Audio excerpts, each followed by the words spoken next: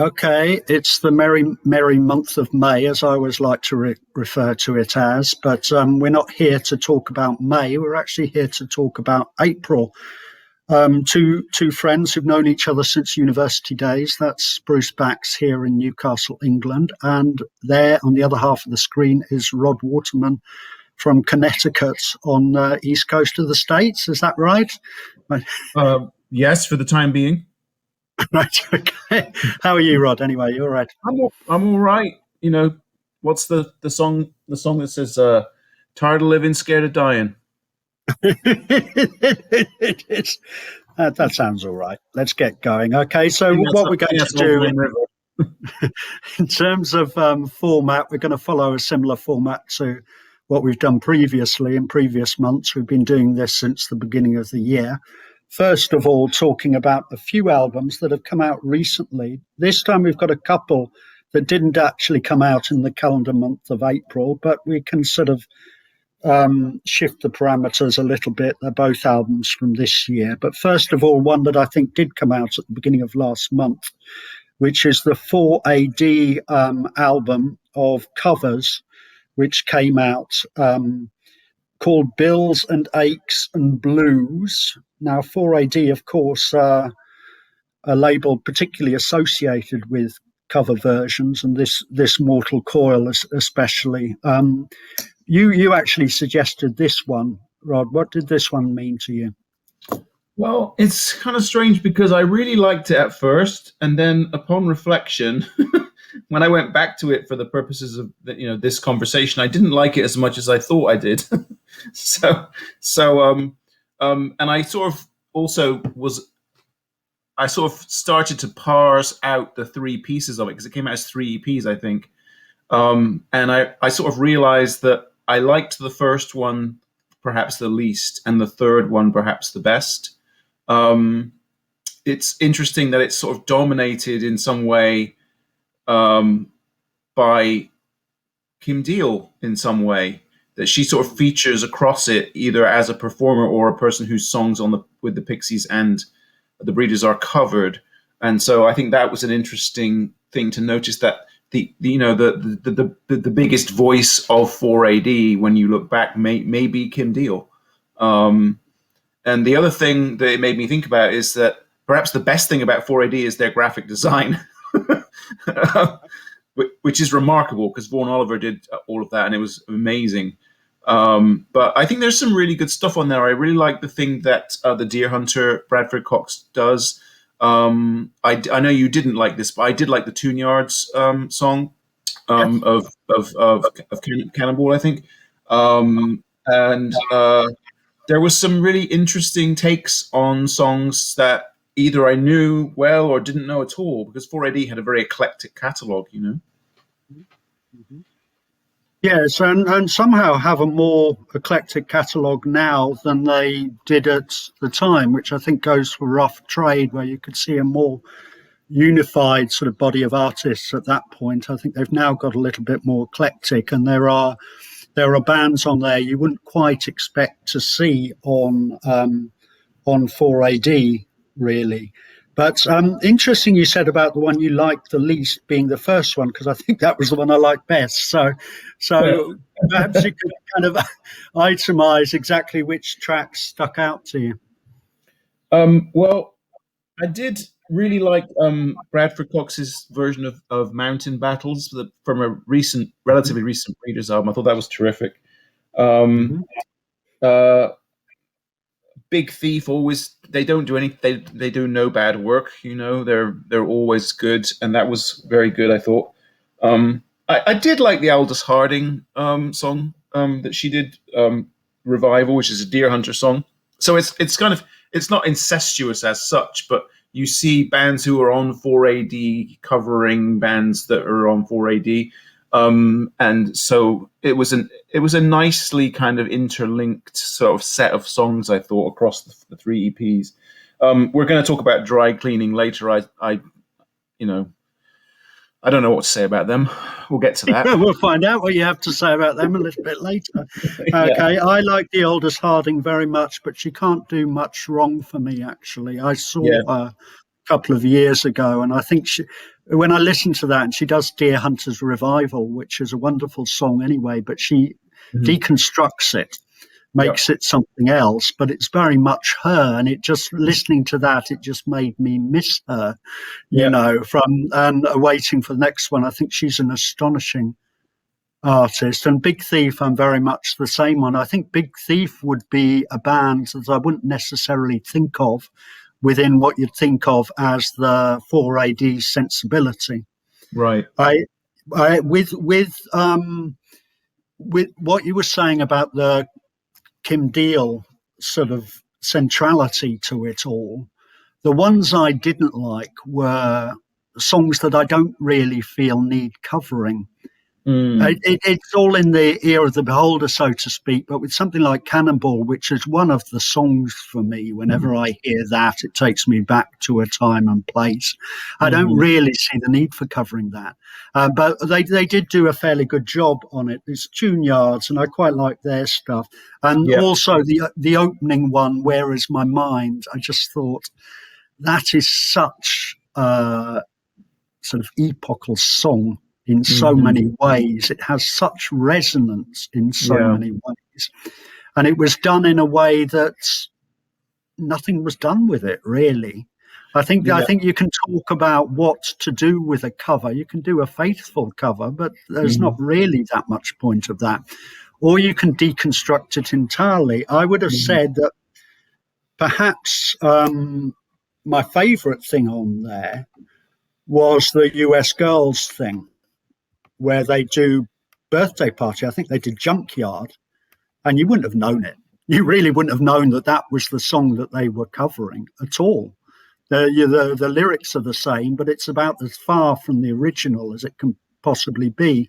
I thought perhaps it could have been a little bit more varied in terms of the songs they chose, because Paul A.D. has such a rich legacy, and I thought it was a bit of an opportunity missed to have so many Kim Deal-related songs when there were so many artists sort of down the years who they might have used it as an opportunity to just highlight some lesser-known names. I liked it well enough, and it got me thinking about covers.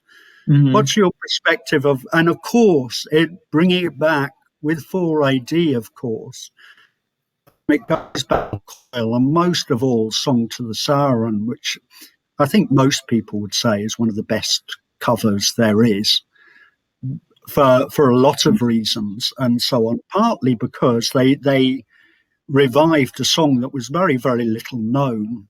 In the 80s, there were a lot of artists like Tim Buckley, Graham Parsons, Nick Drake, Big Star, who were not available. And what 4ADs, they served a great purpose, because I think this was essentially from all of their old record collections from the 60s. They just thought, let's bring these songs back. They're great. And I remember Kim Deal, I don't know if it was Kim Deal or whether it was Breeders, did a great version of You and Your Sister by Chris Bell, who was in Big Star.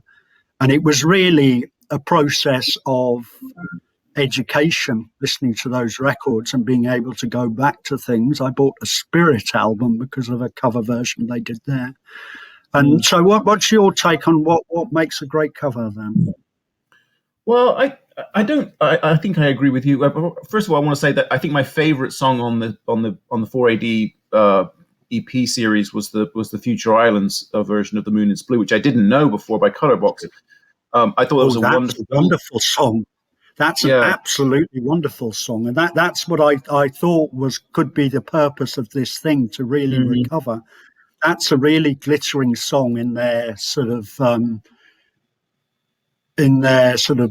back catalogue or whatever. Wonderful song, that song. Yeah, I didn't know it before, and I absolutely adore Future Islands, as you may know, and they can do no wrong for me, and they're from Baltimore, which is obviously a good thing. But I thought that was great. But in terms of covers, I agree with you. I don't think there's much point in a faithful cover. I think if you're going to cover something, you need to do something new with it. I don't need to hear a version of something. It's not karaoke, you know. I want to hear you do something that takes a sort of sideways look at a song and sort of finds new ways to do it. And I mean, I think so. Yola Tengo are really good at covers. They do a lot live. I mean, I've heard them do Fleetwood Mac's Dreams, which is kind of an amazing thing to see live, because that's an iconic song. But they do it in their inimitable sort of grungy free jazz way, which is an amazing thing to experience. And some bands are really good at covers, and some bands cover songs that they have no business covering because they're not fit to tie the laces of the people who they're, sort of singing the songs of. So, I mean, there's a certain audacity to a cover, I think, as well, and there's a potential for laziness also. So, I mean, I don't know. I have mixed feelings about it. I love a good cover, but a bad cover is worse. Is the worst kind of thing to have to experience. So, it will really depend. It's contextual, I think.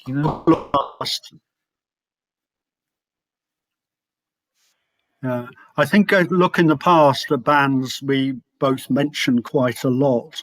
REM were always very good at cover versions, and so were the Bunnymen. And what you've got to do is you find a song and you make it your own, and you sort of breathe your own fire into it, and it makes a certain amount of sense. REM did Have You Ever Seen the Rain by Credence, and they kind of said when they played it, we might as well have written this, because you hear something in a sensibility, and the Bunnymen were very, very strong on that as well, on doing Velvet stuff or Doors stuff or television, but it all sounded like the Bunnymen as if they might have written it themselves. And I think that's kind of the core of it. So probably a bit of a mixed bag, we'd say, on this one, but it is interesting. It's interesting, and there's some good stuff there as well, I think. Sure. I mean, just on the Bunnymen, I saw them live when the Porcupine tour, and they covered "When I Fall in Love, It Will Be Forever" by Nat King Cole, which was a really weird thing. I was like, "What is he doing?" And I was like, "This is Nat King Cole," and I happened to know that because I was a big fan of Nat King Cole, as a teenager. But it actually worked in a strange way, and I think certain bands know their own vibe well enough to understand what they'll be good at covering. Like I think that REM also covered "Love Is All Around," right? The Trogs thing. And they did a wonderful job of that, I think, too. Certainly a bit better than Wet, Wet, Wet, we'd have to say. Oh, no doubt, no doubt. Which was number one for about sort of 6 months, as I remember. Yeah. Okay. All right.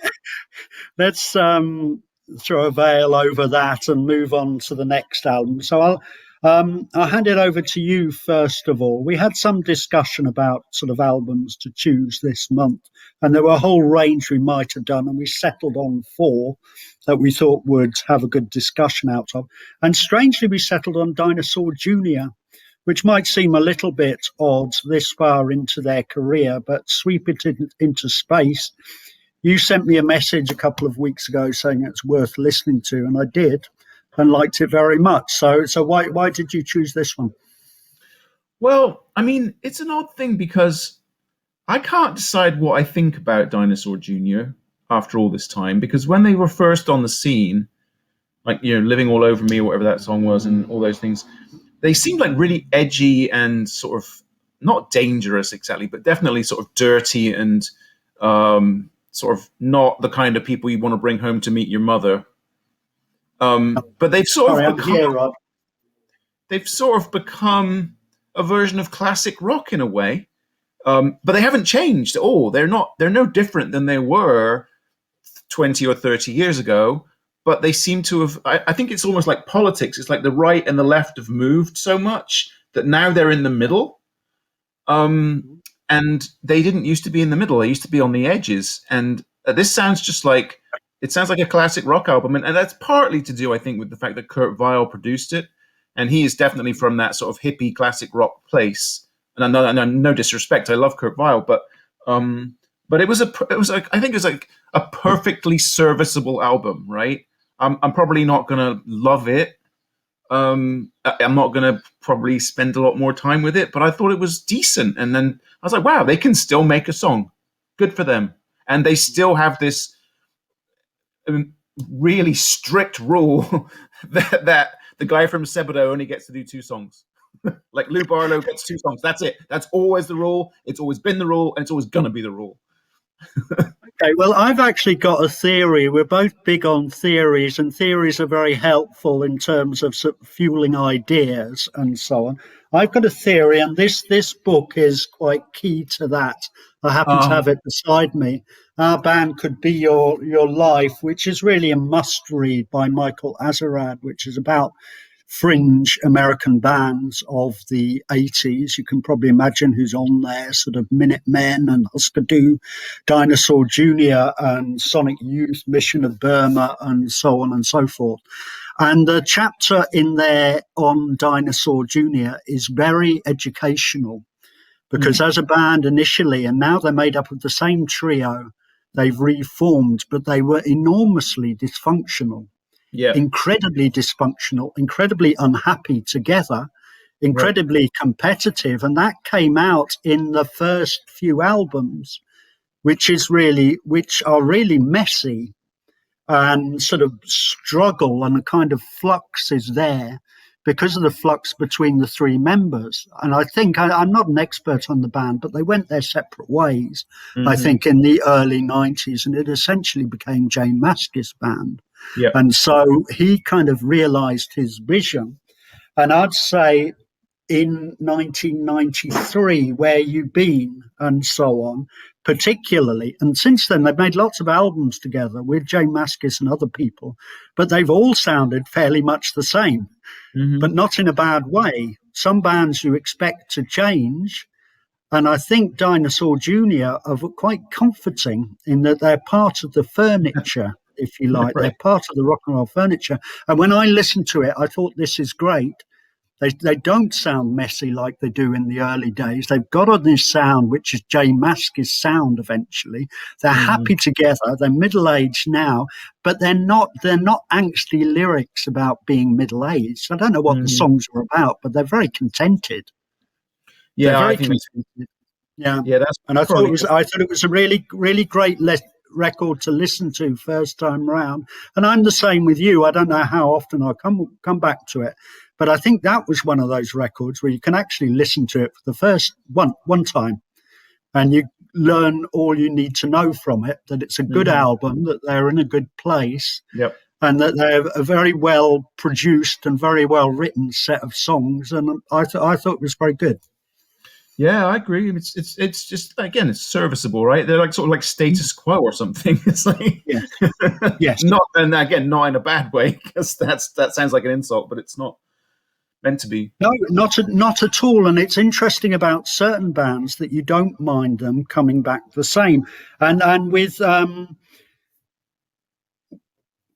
Dinosaur Jr., I'll actually forgive them almost anything, because in the song that they wrote, "Feel the Pain," that lyric, "I feel the pain of everyone and then I feel nothing."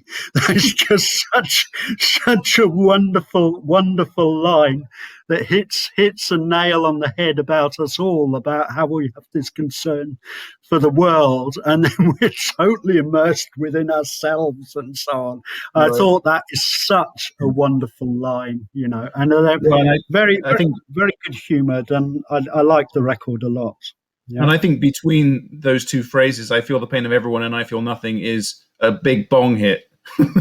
Yes, absolutely. They're stoners. Now, I would on top of that, I was thinking of that in line with Teenage Fan Club, who actually put out an album this week. Did you get to hear it? I listened to it Friday when it came out, and I was bored, honestly. But I'll try it again. Yeah. I'll give it another go, but I was underwhelmed, I guess.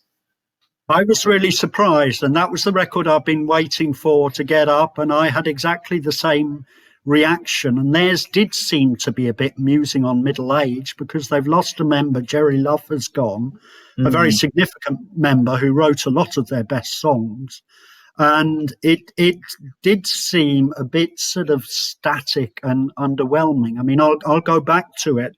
It didn't seem like Teenage Fan Club, because there seemed to be a little bit of midlife crisis about it. And Teenage Fan Club are not a band you think of in terms of crisis, because there's always a great sense of contentment about them generally. Yeah, and a magnificence of, that there's a grand scope of their songs are so epic and in really good power poppy ways, and this was just sort of like something else. It was not as impressive as they have been. Okay, well, let's move on to the next one, which was one that I chose, which was a band, or more accurately, probably an artist called Fog Lake, a guy called Aaron Powell, who's been putting out records for a number of years. This is his sixth, so he's into sort of mid-career stage now. And he hails from Glovertown, Newfoundland, which I imagine is just as you would imagine. Small town, rather bleak, lack of daylight, and so on, cold, forbidding exterior. And this record sounds like it, but I like him, and I've liked his previous records, and as I like this very, very much on first play. Again, we're a bit different, that you like to listen to things a few times. I generally know after the first play if I want to listen to it again, and I thought this is a damn good album, actually. What was your take on it? I had never heard of him before, and so I didn't know what to expect, and I found myself really enjoying it a lot. And I like his sensibility very much. It reminded me of a few things. It seems like I don't know if this is deliberate or not, but for me, I joined the dots back to mostly Phil Elverum from Mount Erie and Microphones. It reminded me of that, but not as dramatic. It was like a lower key version of what he does, and he's also sort of coming from a natural place. He sort of lives out in the woods, but on the Pacific Northwest rather than the other side of the continent, which is where the Fog Lake person Aaron Powell lives. But they both sort of are writing from a place of remoteness, and you can feel that, I think, in the songs. So I thought that was an interesting point of comparison for me. I thought it was a beautiful album. I liked it a lot, and I'm definitely going to go back to it. I did too, and it's got that remoteness there, but it's also got a warmth. What it made me think of is sitting in a bar late at night, looking at the bleakness outside, sort of dreading the walk home, kind of thing. But thanking God that you're in the warmth, which I think would be there. What it reminded me of, I mean, it's slowed down music. It's almost drugged, and there are plenty of precedents for that in terms of music. There are plenty of bands who've slowed things right down. So I wrote a list: Galaxy 500, Low, Codeine, Cowboy Junkies, and there's a whole realm of bands that take that same thing of slowing things right down. Mm-hmm. And it's really evocative. I found it kind of a little bit woozy, that kind of half light in neon in a bar, but not bleak at the same time, really. Mm-hmm. So I don't know Microphones and Mount Erie so well. I think the Mount Erie guy was the guy who wrote an album about his wife's passing, wasn't he? Yeah, he wrote more than one, I think. But yeah, that was a very sad thing that happened, and he wrote beautifully about that. But he's done a lot of very kind of moody, atmospheric, sort of just him and a guitar things. But he's also done very loud, cacophonous things with percussion with the microphones. So he can do the spectrum. But it was his more quieter stuff that reminded me. Or was reminding me of him in the Fog Lake album, but yeah. Okay. Well, let's move on to the next one, and this is one that you very much liked. I think this is Julian Baker, who I'm aware of. I'm aware of the name. I think you know a little bit more, but this is her album, Little Oblivion. So go ahead, take that away. Well, this came out in February, so I'm sorry to bring us, take us to the past, which we don't like to do. No one's listening anyway, Rod. Don't worry. Yeah. I mean, we broke the rules by talking about an album from February, but it didn't. It hasn't really been reviewed anywhere. It's kind of a secret album in a way, and I'm really surprised because Phoebe Bridgers gets all this publicity, for her couple albums that she did. The one about, with the song about Ryan Adams, and then the new one, The Punisher, which came out last year. And they're fine. They're great. She's wonderful. I love Phoebe Bridgers. She's just a really good artist. But Julian Baker is every bit as good. And the reason I mention Phoebe Bridgers is because she and Julian Baker and Lucy Dacus were part of this sort of super group, if you want to say that, called Boy Genius. And they put out an EP a couple of years ago, which was really good. And I thought at the time that Julian Baker was the weak link in that group. And I was wrong, because I think Little Oblivions is a fantastic album, and it doesn't have any weak parts on it. It's really strong all the way through. And not just in terms of the songs, but in terms of the way that she herself is growing into a badass musician. And that some of those songs are dirty sounding. Like, they have all kinds of odd instruments and arrangements and production. And she used to be more folky, I think, in her first album.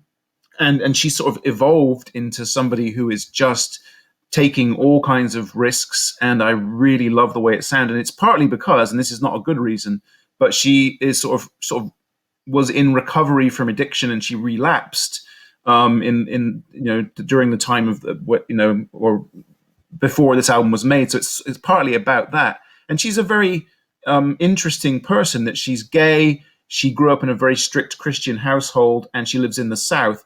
That's not an easy place to be. And I think these songs kind of bear that out, that she sort of sings about or bears out the difficulty of her existence and her circumstances. But I think it's a remarkable album, and I really like it a lot. Okay. Now, as you're aware, I wasn't quite as taken with it as you, but it's partly for a reason. I was aware of it when I came out, and I gave it a listen. I think one of the things with me is writing the blog as I do, and needing to come upon something. I kind of need to get something on first listen, and what I got, and it's interesting you said that I got the point of perhaps someone who was in quite a bad way.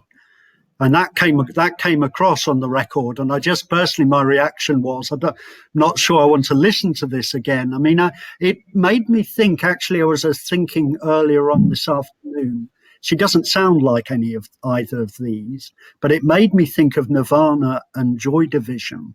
And when you want to listen to Nirvana, do you listen to Nevermind, or do you listen to In Utero? And when you're listening to Joy Division, do you listen to Unknown Pleasures, or do you listen to Closer? And I have to say that I listen to the former in both cases, actually, because Closer is a very difficult listen, especially knowing what you know. And there's the same sense of that with In Utero, actually, that it takes some forbearance for the listener, if you care about these people, which you should do because they're great artists, to listen to them at such a bleak kind of phase. And that's I didn't actually go back to it, I think. Yeah, it's interesting. I hadn't thought about those two artists in comparison with Julian Baker, but my answer to if you're asking me questions about will I listen to Nevermind or In Utero or Unknown Pleasures or In Utero or Closer, I would say yes.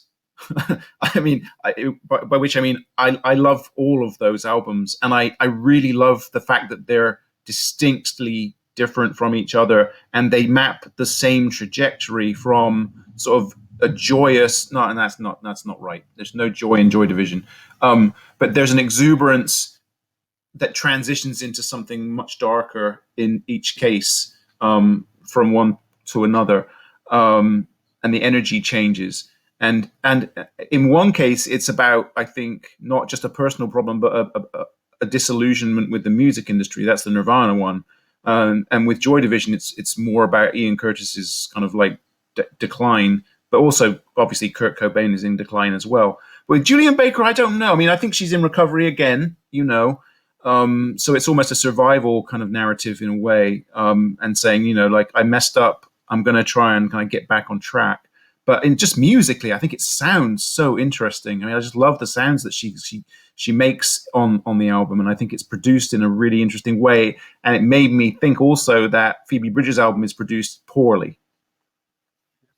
Okay. Well, I'll go back to it then. Okay. I think maybe you're made of stronger stuff than I am, Rod, because Closer is not the most played record, and I know it's a very good record. But one thing about those bands, though, and I put the Smiths into that, the Smiths, Joy Division, and Nirvana, the constant thing that's thrown about them, oh, that's depressing music. And I have to say, it's not depressing.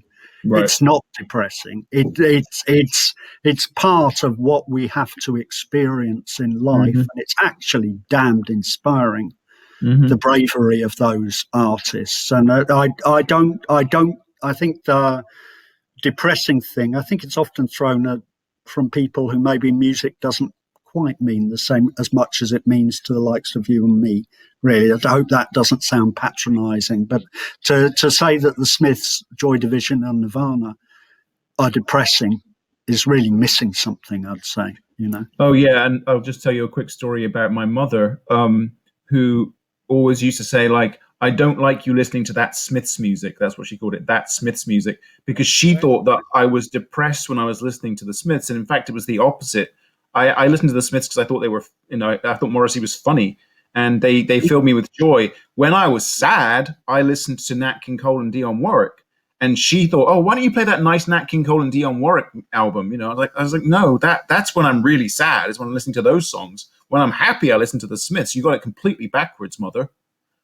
Mothers are there to worry, and they're to worry about their boys, aren't they? I had the same with my mother when she went into my room one time and accidentally put on a Doors record and took it off very quickly.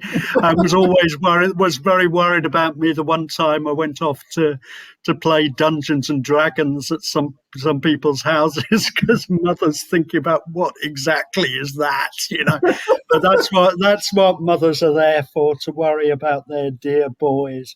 Okay, let's move on to the next, which is something that I came upon, and it's a delight doing this blog sometimes, in that having to play something every day, and I've got myself into that mindset over the last 5 years. I have to keep searching, and I have to keep thinking during the day, and I have to keep going on the internet, find something new, because for the most part, I prefer to put new stuff on. And I chanced upon this, which is called Fevel is Glauque. That's French, but I've no idea what it means. And they have an album called God's Trashman Sent to Write the Mess. And I just put it on because it was listed on a list of new albums. It actually came out a few months ago.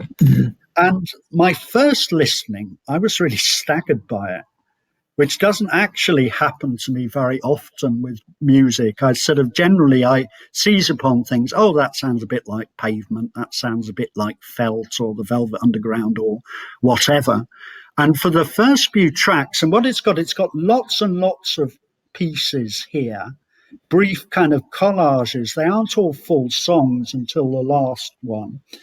And what I wrote on my blog as a description, and this is the joy of off-the-wall freaky bebop experimentalism, daisy-era hip-hop eclecticism, outre daring do, and that's very pretentious. But I was so much enjoyed listening to it that I thought, sorry, if they're having so much fun, why can't I? So I just wrote that out, and when I listened through to it again, the things that did come out at me sounded a bit like Everything But the Girl, Prefab Sprout, and Weekend, and a lot of that kind of experimentalism that came with post-punk, if you like to call it, in the early 80s, and people got into jazz and did very interesting things with it, actually. And I like this record very much, and so I pass it on to you now.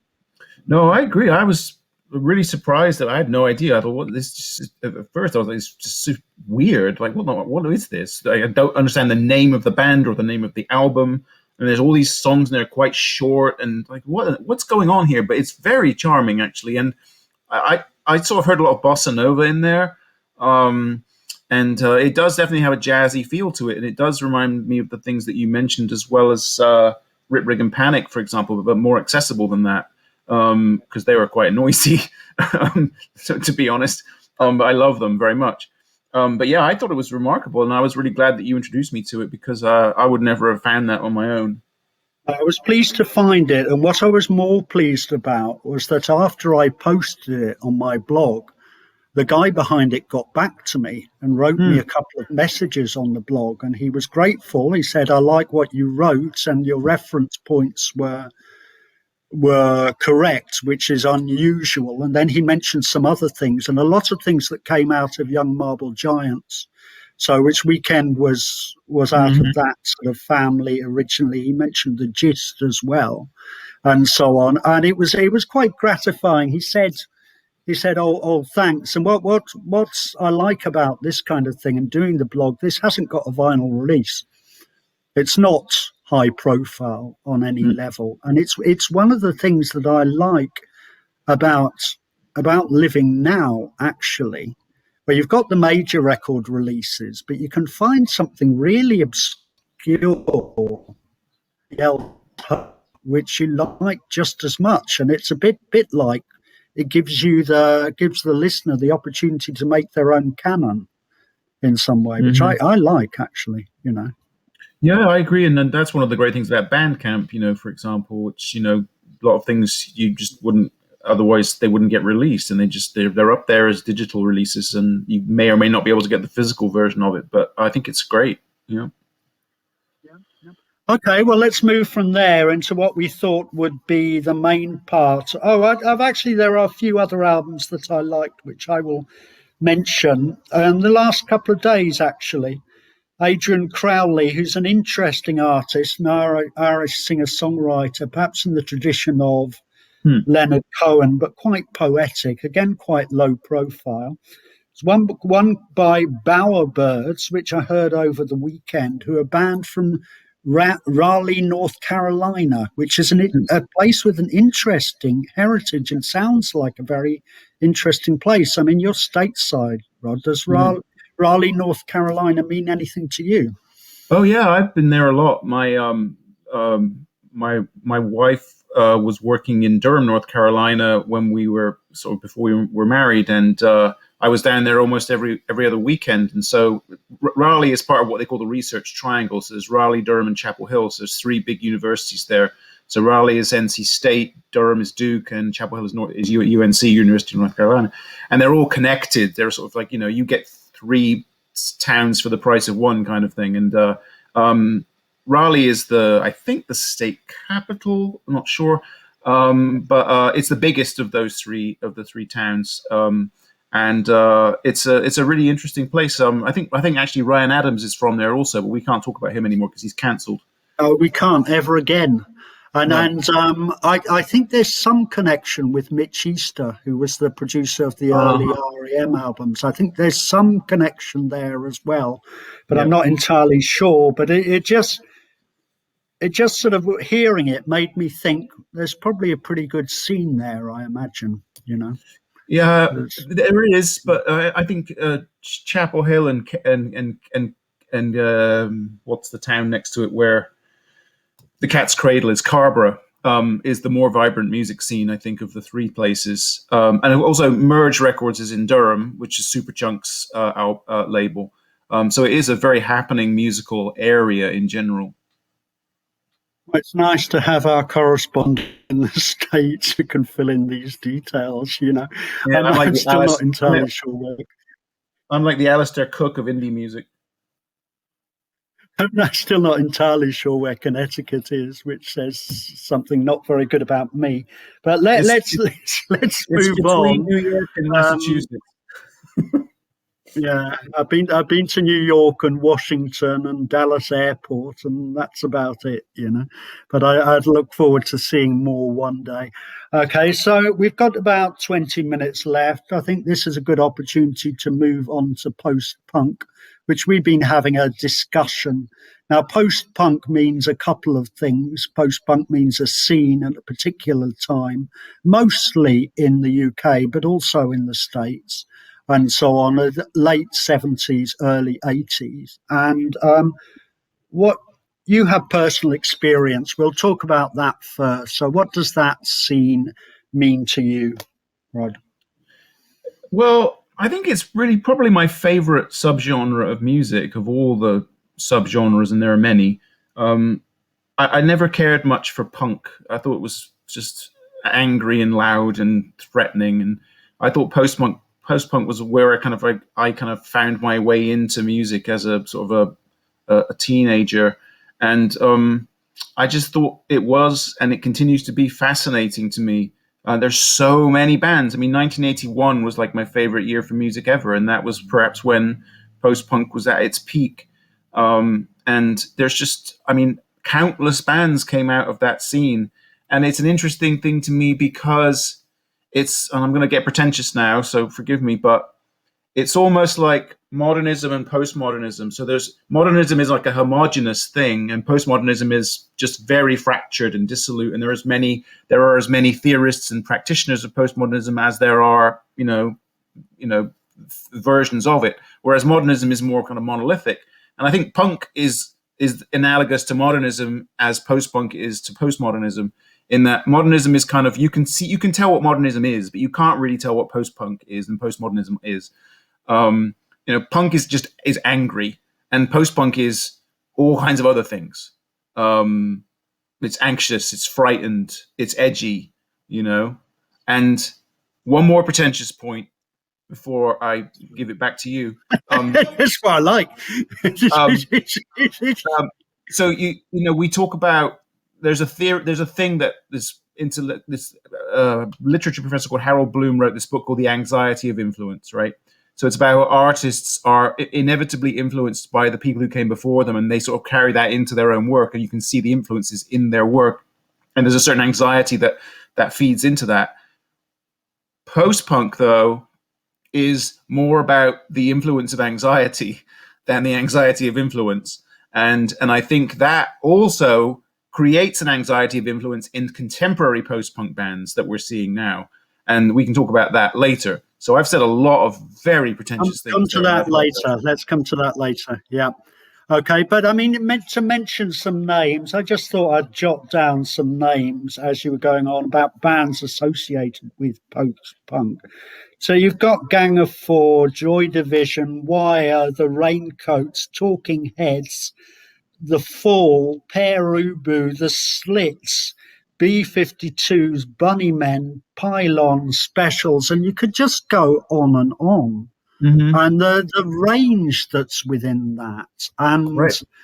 what those bands were talking about, the real essence of life and questioning culture, and saying no to a certain degree, and those records, I for the blog, I tried to list my favorite albums of 1979 yesterday, and I said then I could easily, different day of the week, it could be a different record on number one. Now I put Gang of Four Entertainment on as the top of the list, but it could have been any number of them, because there's such a staggering set of albums and singles put out, and sort of stances by bands as well about life.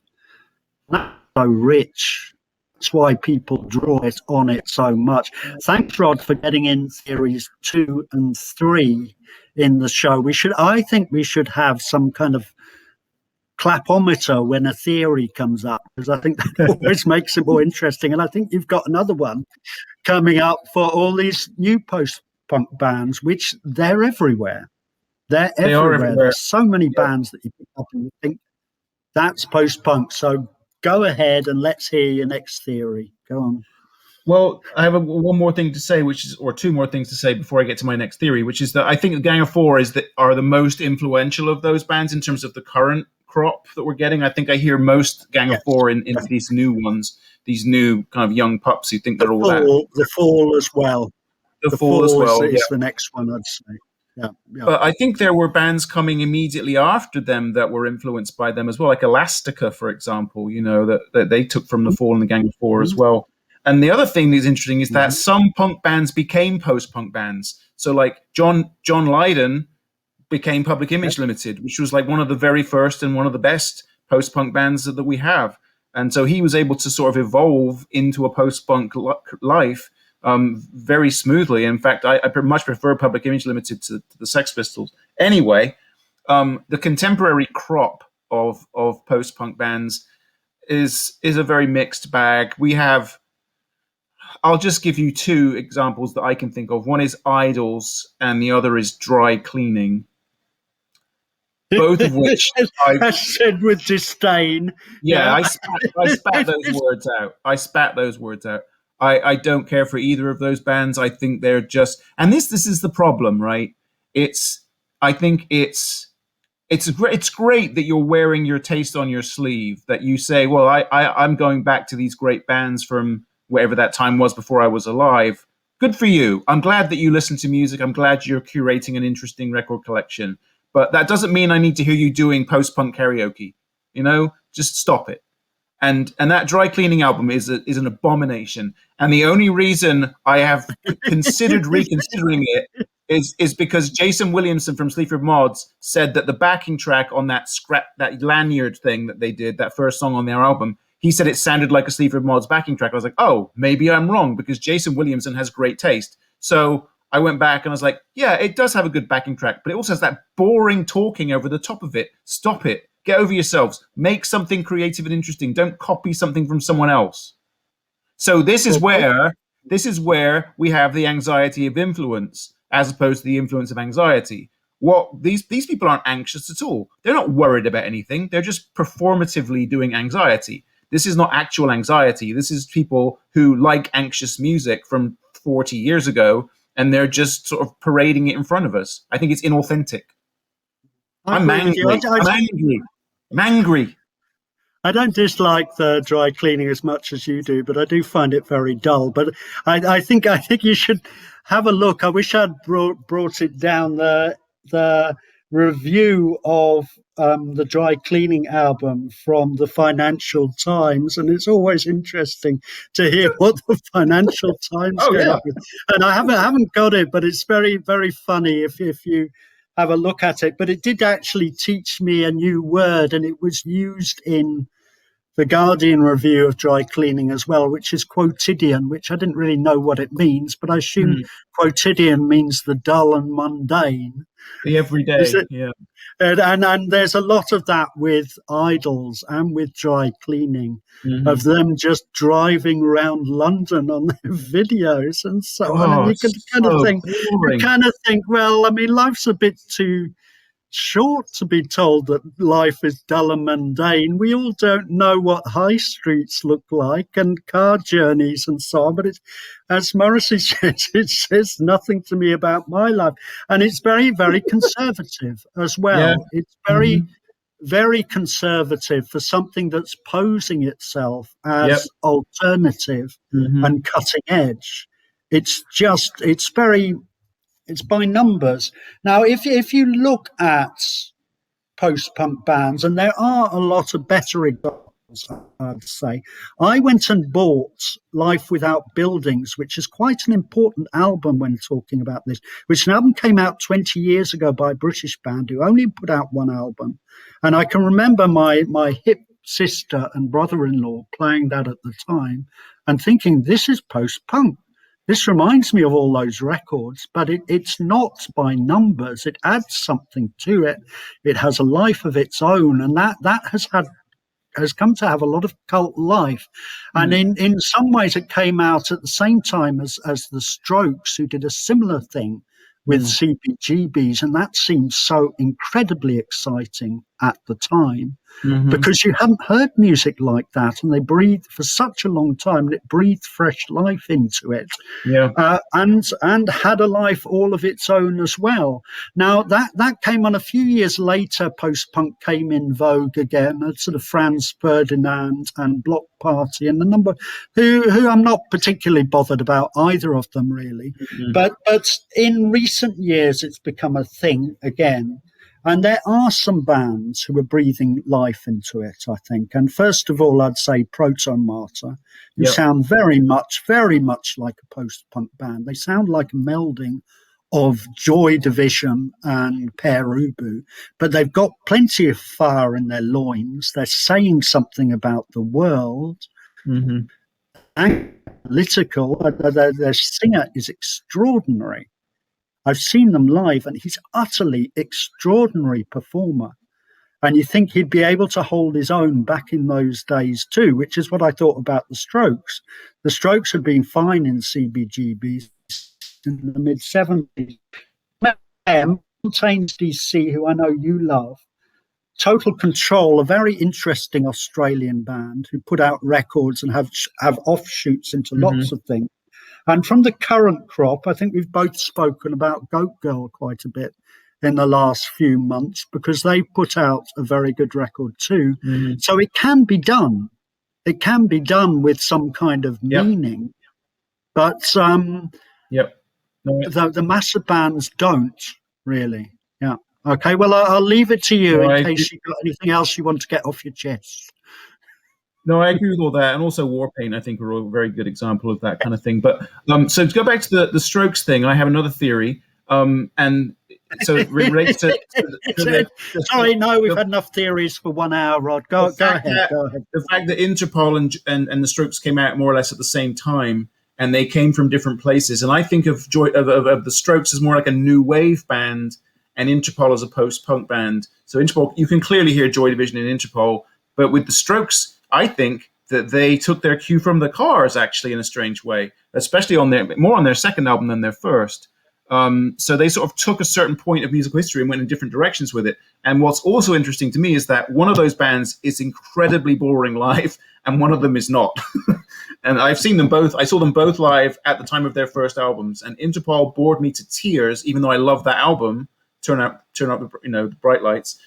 And the Strokes were electric. It was like Beatlemania in the room where I saw them. The girls were screaming, and it was a completely different feeling. And the Strokes only had half an hour of songs, and they played them to the maximum amount of energy, and it was remarkable. I mean, I was like I was a grown-up person surrounded by screaming teenagers, and I was energized completely by that experience. Whereas Interpol, I was like, this seems decaffeinated somehow, and it wasn't as interesting live. But both albums I loved, but the live experience was quite different. I quite liked their music, but I had the same kind of experience when I went to New York early 2001, when Andy, who's a mutual friend of ours from university, and I were actually thinking of decamping to the States. I think we realized fairly quickly it wasn't feasible because of gentrification and everything else, but it was partly inspired by the excitement of the Strokes and the sense that something was really kicking in New York again. And I went to see Interpol supporting the Walkman, or maybe it was the other way around. The Walkman, who used to be Jonathan Fire-Eater, I think, and so on. And I liked them very much. I thought they were really interesting and really off the wall. And it was kind of Brechtian, and there was Tom Waits in there. And you just thought, this is incredibly interesting. And then Interpol came on. It was dull as can be, and I made a big faux pas of going up to the lead singer of the Walkman and saying, "You're much better than this lot," and he had a funny embarrassed look on his face because they were obviously good mates, Right. So that's the kind of thing that you don't do. He did have this kind of embarrassing kind of thing. They're my pals, which I shouldn't have done, but I agree with you on that and so on. But it's hit and miss. There are some good bands, and in some ways it comes back to what we were saying about covers. It's about bands thinking about what they're doing and how to take their influences, evaluate them, breathe some of their own fire into them, and come out rather than just doing it by numbers. And I think that's the trick to it. It's the laziness. But what do we know, Rod? Dry cleaning are gonna sell loads. God help us. The end of the world is nigh. Okay, we've got a few minutes. We might overrun slightly, but this was something that I thought about. We're talking about RIPs, which we customarily do at the end of the show. And this month, mercifully, that sort of no big heroes of ours have died, but a couple of notable figures have. Jim Steinman, who was the writer behind Meatloaf primarily, and so on, and Les McEwen, who was the lead singer of Bay City Rollers. So both significant figures in rock history, but people who neither of us would ever think of playing, putting them on. So what are your feelings when people like this die who are significant but don't have any particular personal meaning to you? I try not to think mean thoughts about them because they're humans and they died. But I also think, well, that music was shit. I didn't like it, and I won't. I mean, they might have been nice people, but I won't miss them. I mean, the worst thing about John Lennon dying was we had to listen to his damn music on repeat on Radio 1 for days and days. I was like, oh God, help me, But I like John Lennon. I like the Beatles. I'm kicking over the statues, Bruce. I'm taking no prisoners. I don't care anymore. I'm an iconoclast. But the thing I remember about Bat Out of Hell was that I had a friend in school when I was in my teenage years, and he tried to tell me that Meatloaf was better than Bruce Springsteen, and I was like, well, this just tells me a lot about you, you idiot. If you think Meatloaf is better than Springsteen, then you... And he went to Oxford in the end. This is the kind of people Oxford takes. I don't think that's one of the questions they ask. They should have. Perhaps it should be. It should be. But I mean, Bay City Rollers just remind me of a really terrible time for music when I was growing up, when it was like flares and just depressing, like living on a housing estate and just being bored all the time. That's what the Bay City Rollers said to me. It wasn't, yes. Well, we'll move on from that and so on. We won't speak ill of the dead and so on. I thought it'd be worth rounding up just by talking about when really significant people in your life pass. Mm-hmm. And in the last 10 years, for I think both of us, it's definitely been Lou Reed and Bowie. And I remember when both of them died very significantly, and the impact, because of how much they'd contributed to your life, that I did go into mourning to a degree, that it just felt like an enormous personal loss and an enormously significant moment in both cases, really.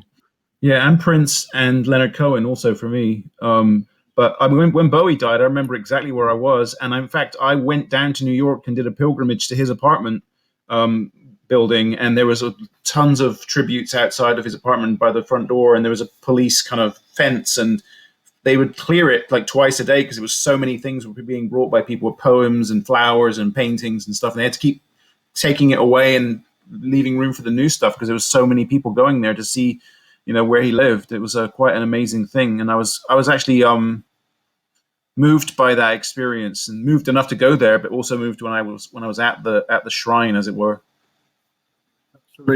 Absolutely, and still both very much missed, actually. And it's sort of when anniversaries come around, you feel you need to mark it, and if the only thing you can do to mark it is pick out some of their records and put them on, it's not the worst thing in the world, is it? Yeah, I think I find myself. Oh well, Rod. I find myself playing Lou Reed songs on the anniversary of his death more than any other artist for some strange reason. I don't know why. Yes, absolutely. Oh well, I'm pleased that this has served public service, if nothing else, to get a few theories out of your system and a little bit of bile on a Sunday night. As always, Rod, it's been very enjoyable. I think we're looking perhaps to have another month, perhaps, where we'll talk about these literary bands that mean so much to us. But in the meantime, many thanks for your contribution, and keep going on the theories. You can't beat it. Yeah, I've got to find some new ones. I'm all out now. I've used them all up. Okay, I'll stop the recording here.